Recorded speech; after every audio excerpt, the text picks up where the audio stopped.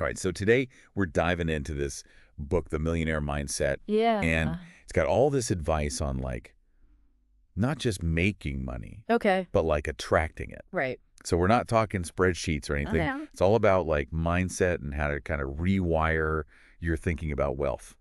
And you know what's so fascinating about this book is that it really leans into this idea of magic thinking. Okay. This notion that like your beliefs about money can actually influence your ability to, well, make money. Right off the bat, they tell this story about this guy, Bob Proctor, Yeah. who goes from being a fireman making peanuts Right. to like raking in six figures as an entrepreneur. Mm-hmm.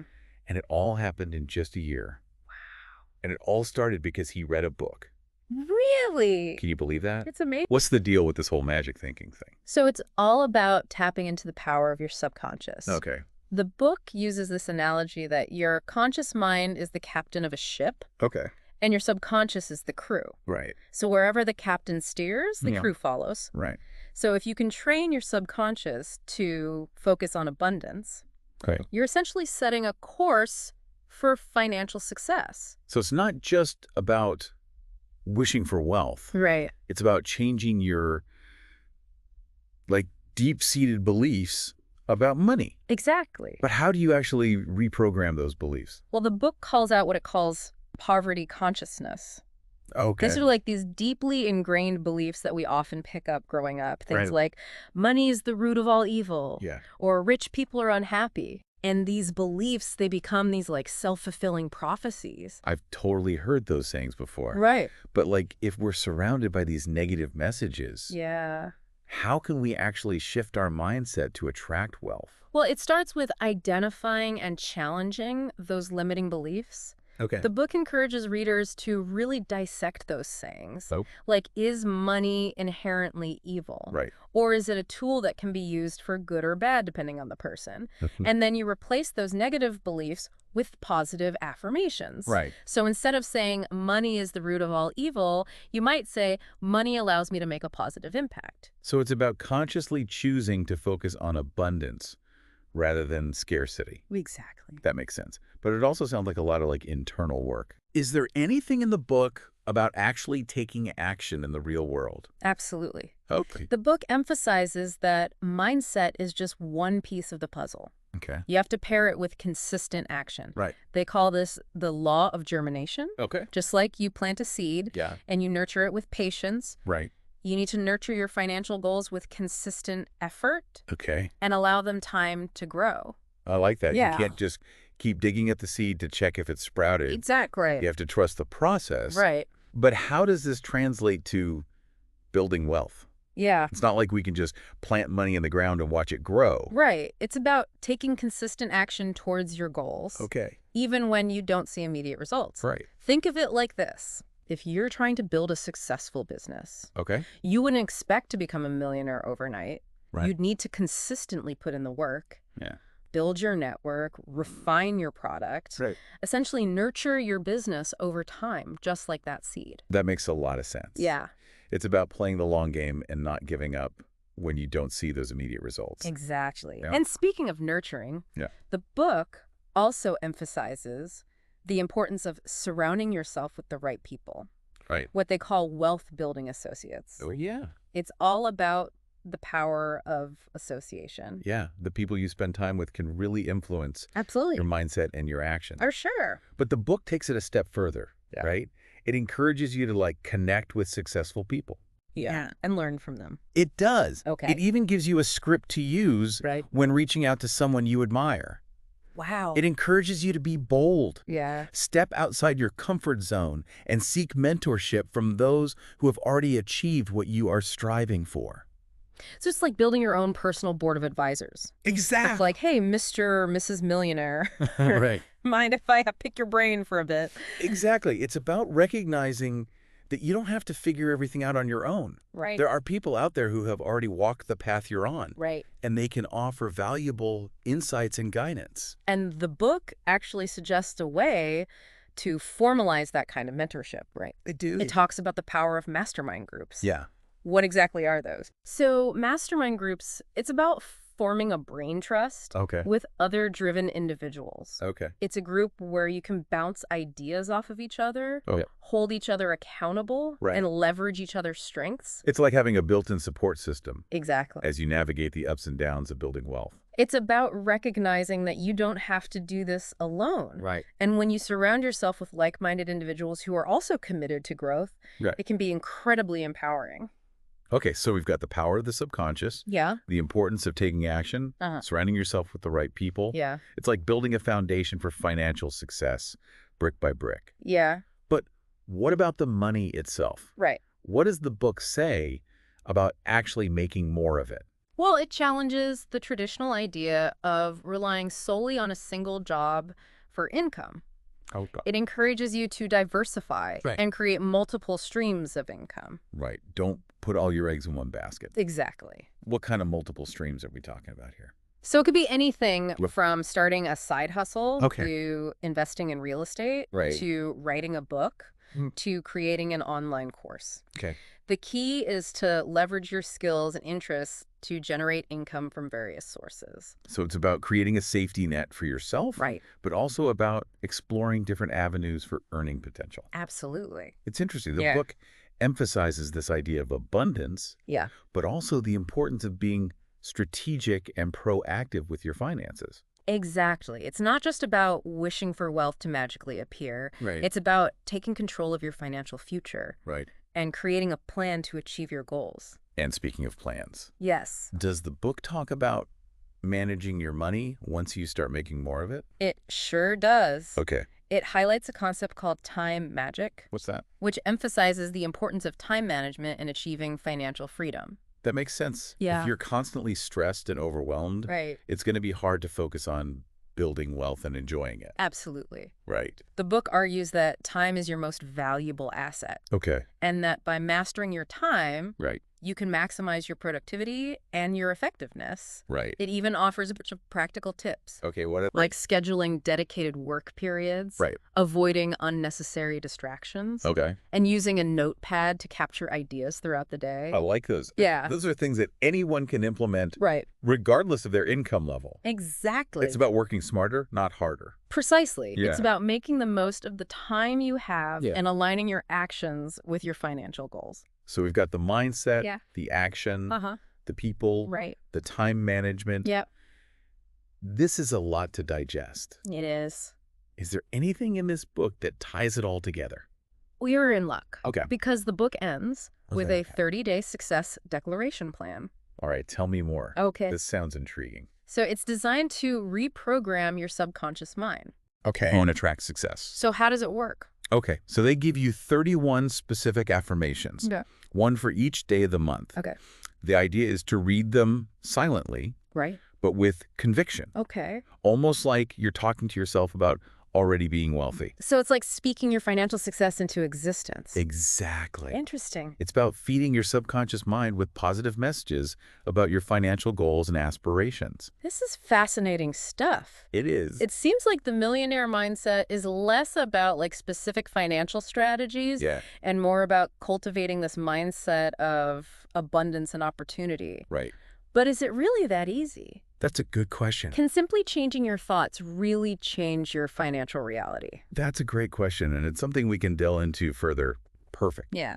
Because we're just scratching the surface here. You know, while the Millionaire Mindset digs deep into that like mental game of wealth, Right. it doesn't shy away from the practical stuff either. Yeah. Like it gets surprisingly detailed about organizing your financial life. Right. There's that whole section on setting up a money mastery filing system. Right. It's like they want you to build a fortress of financial organization. Exactly. Who knew file folders could be so exciting? Well, it's not just about the aesthetics, though. Right. The book argues that, like, clutter in your physical space often reflects a lack of clarity Okay.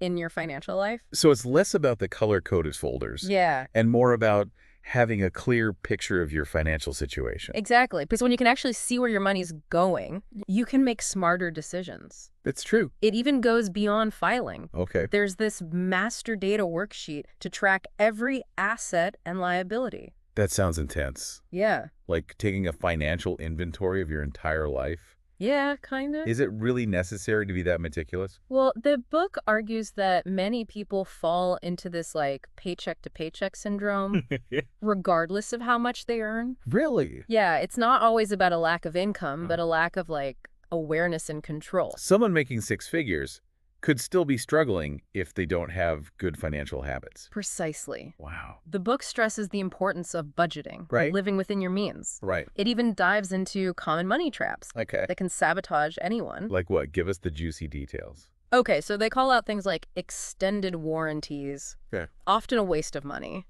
Right. or getting lured into those like long-term financing deals Yeah. with those sky-high interest rates. I know. It's about being a savvy consumer. That reminds me, there was a section on credit cards Yeah. and like how much that interest adds up over time. Oh, yeah. It was scary to think about how much money people waste Is. on like unnecessary charges. It's eye-opening, right? Yeah. The book drives home this point that small, consistent changes to your spending habits can have a huge impact long-term. Yeah. It's the financial equivalent of compound interest, Okay. but in reverse. So those daily lattes add up, They do. literally. Yes. But what about bigger financial burdens? The book talks a lot about debt, doesn't it? It does, and it dives into the psychology Okay. behind why we accumulate debt. Interesting. They call it the personality ethic, Okay. this need to appear successful, Yeah. even if it means living beyond our means. It's that whole keeping up with the Joneses mentality. Exactly. But isn't that where multiple income streams come in? Absolutely. Okay. They dedicate a whole chapter to multiple sources of income, or MSIs. Right. It's about creating that financial security by Right. having these various income streams so you're not solely reliant on one job. It's like having a financial backup plan, or two or three. Exactly. What kind of MSIs are we talking about here? So the book throws out a bunch of different ideas. Okay, like what? From starting a side hustle to real estate, Right. even writing a book. But it stresses that the key is to align your MSIs Yeah. with your interests and skills. Because passion often leads to profit. Right, Okay. exactly. And it's not just about having this like brilliant idea. Right. The book talks about entrepreneurial persistence. Okay. Building multiple income streams takes work. Yeah. And you have to be resilient, especially when you're facing challenges. That makes me think back to the mastermind groups we talked about earlier. Yeah, Having a support system seems pretty crucial it is. when you're stepping outside your comfort zone. Absolutely. Yeah. It's like having a team of cheerleaders Right. who also understand the challenges that you're facing Right, yeah. because they're in the same arena. This is reminding me, the book doesn't just focus on making money. Right. It also dives into selling and marketing, okay? And they challenge the traditional rejection approach to selling. You mean like chasing after customers Yeah. and trying to convince them to buy? Exactly. They argue that it's often ineffective Right. and emotionally draining. Yeah. Instead, they advocate for attracting clients Okay. by positioning yourself as a trusted advisor. So it's less about selling and more about building relationships Right. and offering solutions. Exactly. But how do you actually become this trusted advisor? Or the book dives into what it calls the internal marks of a professional. Okay. Things like integrity, empathy, Right. and a genuine commitment to serving your clients. Okay. These are the qualities that build trust Right. and make people want to do business with you. It's about building a reputation based on value and authenticity. I can see how that would be much more effective in the long run Yeah, than just trying to make a quick sale. exactly. Okay. And they encourage you to find ways to stand out from the crowd, Yeah. to be innovative, and to offer something unique to your clients. It's like finding your niche Exactly. and becoming a dominant force in that space. Yes. But how do you do that in today's crowded market?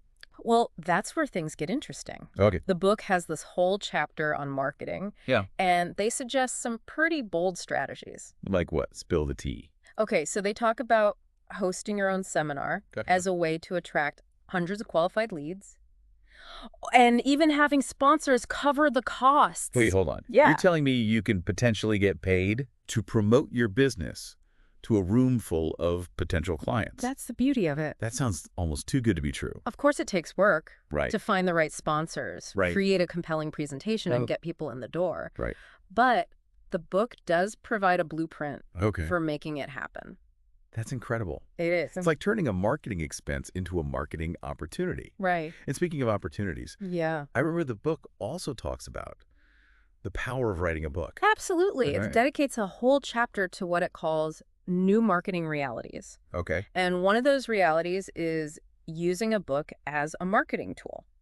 That's pretty meta. Yeah. Writing a book about how to be successful Right. and then telling people to write a book to promote their success. It makes sense, though, right? Yeah. And in a world that is saturated with information, Right. a book can help you establish credibility Right. and stand out from the competition. It's like, hey, I wrote the book on this, literally. Exactly. It instantly elevates your authority, Right. but isn't writing a book like a huge undertaking? That's a common misconception All right. the book addresses. Right. They acknowledge the excuses that people have, like, Right. I'm not a writer, I don't have time, so on and so forth. Yeah. And then they offer solutions. Like, tell me they have a magic formula for churning out bestsellers overnight. While they don't promise overnight success, Okay. they do offer practical advice. Okay. What's that? Like using copyright-free material to get started, Okay. or finding sponsors to cover your publishing costs. They even suggest using the book as a marketing tool itself. That's brilliant. It is. So it's not just about writing the book, it's about leveraging the book right? to reach a wider audience. Exactly. It becomes this powerful tool Right. for attracting new clients, building your brand, Right. and ultimately increasing your income. But this is all incredible. Yeah. But I have to ask, with all this focus on wealth building, Yeah, does the book ever address the personal side of things? it does. Okay. And that's what makes the Millionaire Mindset so unique. Oh, It's not just about financial success. right. It's about personal growth and fulfillment. Okay, tell me more about that. So we talked about, like, rewiring your mindset for wealth, Right. mastering your money, Uh-huh. even becoming a marketing whiz with your own seminar. But where does, like, personal fulfillment fit Right. into all of this? Well, that's where the Millionaire Mindset goes beyond your typical get-rich-quick scheme. Okay. It argues that personal growth isn't just this, like, nice bonus. Yeah. It's essential for lasting success. It's like that saying, you can't have $1 million dream with a minimum wage mindset. Exactly. But what does personal growth really look like in this context? Yeah. Is it just about reading more self-help books? Well, it can be part of it, sure. Okay. But the book emphasizes continuous learning Right. and not just about finances. Okay. Seeking out mentors in, like, different areas of your life. Joining groups that challenge you intellectually. Yeah. It's about becoming a more well-rounded individual. So investing in yourself in a Yeah. way. And I imagine that ties back to the mastermind group idea. Absolutely. Surrounding yourself with people Yeah. who push you to be better. For sure. But the book also talks about the importance of self-reflection, too. Oh, really? It's not enough to just be around these inspiring people. Right. You have to regularly assess your own progress, too. Like taking your own temperature Yeah. financially and personally. Exactly. Making sure you're still on track with your goals. And like course correcting if needed. Yes. Does the book offer any tools for this?